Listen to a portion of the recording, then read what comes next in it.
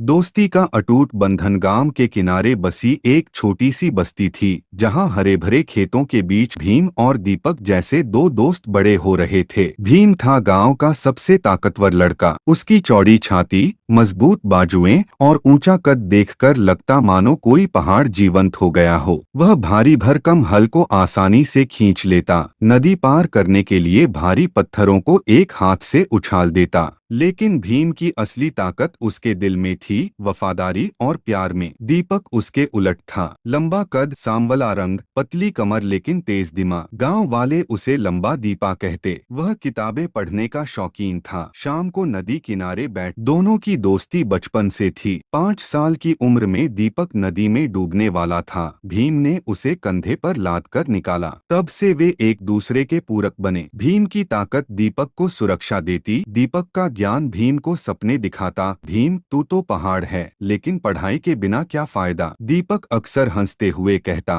और तू लंबा दीपा, तेरी किताबें तो मेरी ताकत से ज्यादा भारी हैं। भीम ठहाका लगाता। वे हर शाम खेतों में खेलते। दीपक पेड़ पर चढ़ता, भीम नीचे खड़ा होकर उसे सहारा देता। बारिश के दिनों में दोनों एक झोपड़ी में छिपकर कहानियां सुनाते। दीपक सपने बुनता, एक दिन हम शहर जाकर बड़ा आदमी बनेंगे। तू डॉक्टर बनेगा, मैं इंजीनियर। स्टेशन पर विदाई हुई। दीपक की आंखें नम थीं। लिखना रोज भीम, फोन करना, ट्रेन छूट गई। भीम खिड़की से हाथ हिलाता रहा। दीपक लंबे कद के साथ खड़ा रहा, जब तक ट्रेन नजरों से ओझल न हो गई। शहर में भीम की जिंदगी बदल गई। कॉलेज में प्रोफेसरों ने उसकी ताकत की बजाय दिमाग की तारीफ की। वह मेडिसिन पढ़ने लगा, दिन रात पढ़ाई, लेकिन रातें दीपक को याद करके कटती। चिट्ठियां लिखता। भीम हिचकिचाया, बिना तेरे के कैसे? हम तो हमेशा साथ रहेंगे, साथ तो रहेंगे, बस थोड़ा समय, मैं यहाँ खेती संभाल लूंगा। दीपक ने सांवले हाथ से भीम का हाथ थामा। उस रात चांदनी में उन्होंने कसम खाई, दूरी कितनी भी हो, दोस्ती अटूट रहेगी। समय बीता। भीम के पिता ने कहा, बेटा शहर जाओ, पढ़ाई करो। भीम तैयार हुआ। दीपक ने उसके बैग में अपनी पसंदीदा किताब रखी। ये पढ़ना, याद रखना मुझे। दीपा, यहाँ तो सब भागते फिरते हैं, तू खेतों में कैसा है? दीपक जवाब देता, भीम सब ठीक, तू बस पढ़। मैं इंतजार कर रहा। महीने बीते, फोन कम आने लगे। दीपक का गांव में काम बढ़ गया। खेत, पशु, परिवार। वह थक जाता। भीम व्यस्त, असाइनमेंट, दोस्त, परीक्षाएं। एक दिन चिट्ठी आई, भीम, माँ बीमार, आ न सके तो ठीक। भीम गया नहीं, परीक्षा थी।